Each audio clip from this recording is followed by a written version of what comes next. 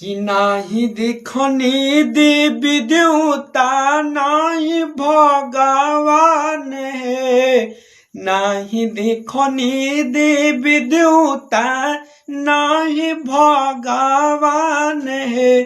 तो रउए में देखनी गुरुजी लौके चारों धाम है। आहे रउए में देखनी गुरुजी लौके चारों धाम है। नाही देखनी देवी देवता नाही भगवान है, नाही देखनी देवी देवता नाही भगवान है।